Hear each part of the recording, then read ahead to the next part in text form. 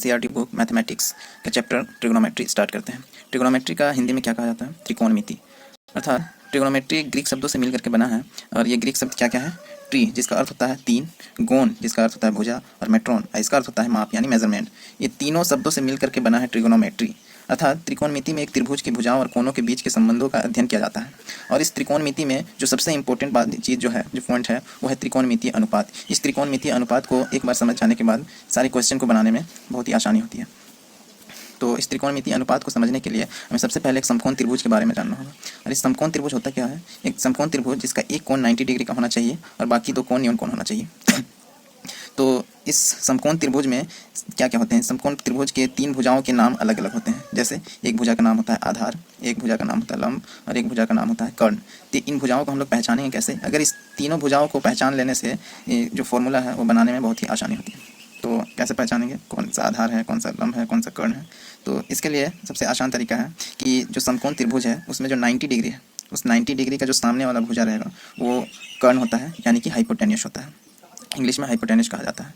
और जिस भी एंगल के बारे में जो न्यून कोण एक दिया हुआ रहता है समकोण त्रिभुज में, ट्रिग्नोमेट्री में एक न्यून कोण दिया हुआ रहता है जिस एंगल को लेकर के हम लोग को त्रिकोणमितीय अनुपात निकालना रहता है। तो उस एंगल के जो सामने वाला जो भुजा होता है वो लंब होता है, यानी कि परपेंडिकुलर होता है।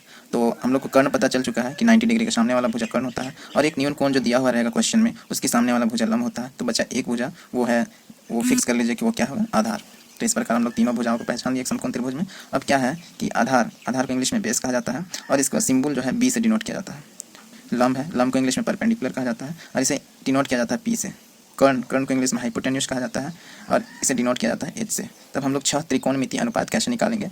तो इस त्रिभुज में जो ए है वो कोण को डिनोट कर रहा है, कोण ए को डिनोट कर रहा है। जैसे यहाँ पे कोण ए यह एक कोण को दर्शाता है त्रिभुज एबीसी में। तब त्रिकोणमितीय अनुपात हम लोग कैसे निकालेंगे? 6 त्रिकोणमितीय अनुपात होते हैं। तो सबसे पहला त्रिकोणमितीय अनुपात क्या है?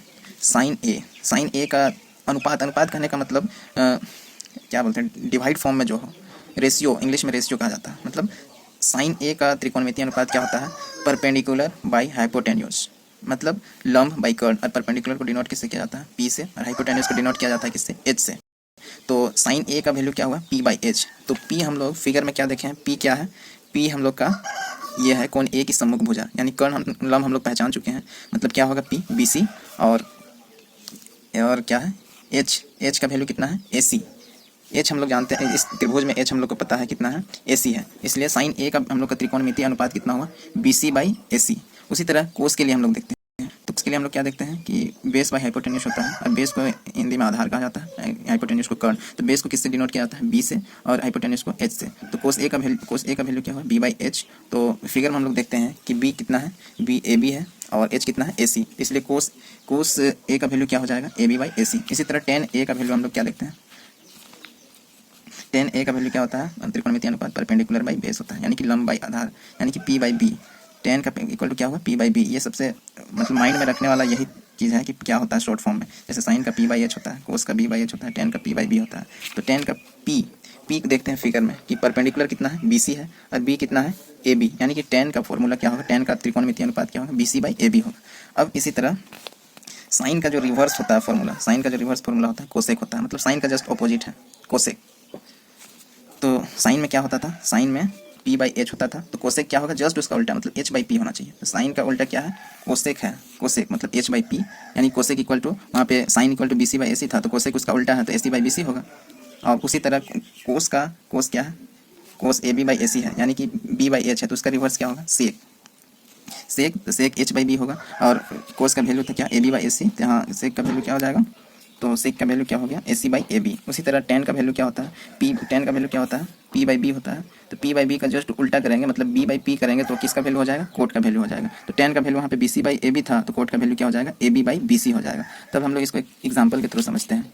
जैसे एक एग्जाम्पल हम लोग लेते हैं। जैसे एक एग्जाम्पल हम लोग लिया है, यदि टेन ए इक्वल टू 4/3 है तो कोण ए के अन्य त्रिकोणमितीय अनुपात ज्ञात कीजिए।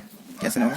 तो उसके लिए हम लोग क्या करते हैं कि एक समकोण त्रिभुज ए बी सी लेते हैं, एक ए बी सी एक समकोण त्रिभुज लेते हैं। और समकोण त्रिभुज लेते हैं, फिर हम लोग क्या देखते हैं कि चूंकि दिया हुआ है कि टेन ए का वैल्यू कितना दिया है? 4/3 दिया है। और हम लोग टेन इक्वल टू क्या जानते हैं? पी बाई बी होता है। इस त्रिभुज में सबसे पहले हम लोग परपेंडिकुलर, बेस और क्या कर्ण खोजते हैं, मतलब हाइपोटेन्यूज खोजते हैं। तो क्या जो 90 डिग्री का सामने वाला जो भुजा रहेगा वो कर्ण रहेगा, और जो न्यून कोण दिया हो रहेगा, जिस एंगल के हम लोग का त्रिकोणमितीय अनुपात निकालना रहेगा, उसका सामने वाला क्या होगा, लंब होगा, यानी कि पी होगा। अब बचा एक भुजा तो क्या होगा, आधार होगा। तो इस प्रकार हम लोग पहचान लिए कि कौन सा परपेंडिकुलर है, कौन सा बेस है, कौन सा हाइपोटेन्यूज है।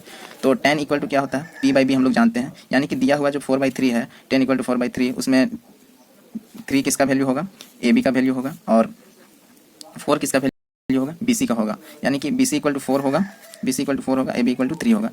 तो हम लोग को कर्ण लंब पता चल चुका है, आधार पता चल चुका है, और त्रिकोणमिति अनुपात निकालने के लिए हम लोग को कर्ण भी पता होना चाहिए। तो उससे निकालने के लिए जब एक समकोण त्रिभुज में दो भुजाओं का वैल्यू दिया हुआ है, तो तीसरा भुजा निकालने के लिए सबसे बेस्ट फॉर्मूला क्या होता है, पाइथागोरस प्रमेय।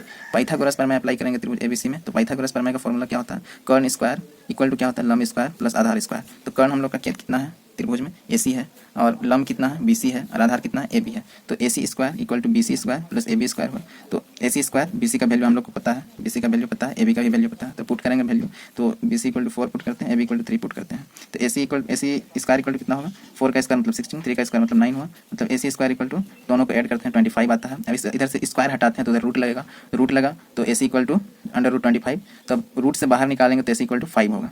ठीक, इस प्रकार हम लोग को कर्ण का भी वैल्यू पता चल गया कि 5 है, और लंब का भी वैल्यू पता है हम लोग को 4 है, आधार का वैल्यू भी हम लोग को पता है 3 है। तो इस प्रकार अन्य त्रिकोणमिति हम लोग कैसे निकालें, कोण ए के अन्य त्रिकोणमिति अनुपात निकालने के लिए क्या करना होगा, साइन ए इक्वल टू हम लोग क्या फॉर्मूला जानते हैं, पी बाई एच होता है। तो पी बाई एच, तो फिगर में देखते हैं कि पी कितना है, पी हम लोग का कितना है, बीसी है, और एच कितना है, एच अभी हम लोग निकाल चुके हैं, कितना 5 निकाल चुके हैं। मतलब कि फॉर्मूला त्रिभुज में देखिए पी कितना है, बीसी, और एच कितना है, एसी। तो फॉर्मूला क्या हो जाएगा, sine A equal to B C by A C. तो बीसी का वैल्यू हम लोग निकाल चुके हैं 4 है, और एसी का वैल्यू हम लोग को निकाल चुके हैं 5 है। इस प्रकार साइन ए का वैल्यू 4/5 हुआ। कोस ए का वैल्यू क्या होता है, बी बाई एच होता है, बी बाई एच होता है। तो बी कितना है त्रिभुज में, बी का वैल्यू है ए बी, और ए बी का वैल्यू कितना 3, और एच का वैल्यू कितना है एसी, और एसी का वैल्यू कितना निकाल चुके हैं हम लोग 5। तो कोस ए का वैल्यू कितना 3/5।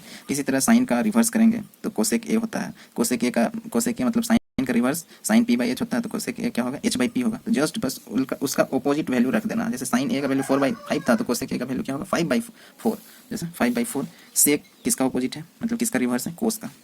कोस का वैल्यू कितना था 3/5, तो इसका रिवर्स करेंगे, जैसे 5/3 करेंगे तो किसका वैल्यू बन जाएगा, तो सेक का वैल्यू हो जाएगा। और tan का वैल्यू तो हम लोग को पता ही था कि 4/3 था, तो 4/3 का हम लोग रिवर्स करेंगे तो कितना मिलेगा हम लोग को वैल्यू 3/4। तो 3/4 किसका वैल्यू रहेगा, कोट ए का वैल्यू रहेगा। इस प्रकार हम लोग डायरेक्टली बना सकते हैं।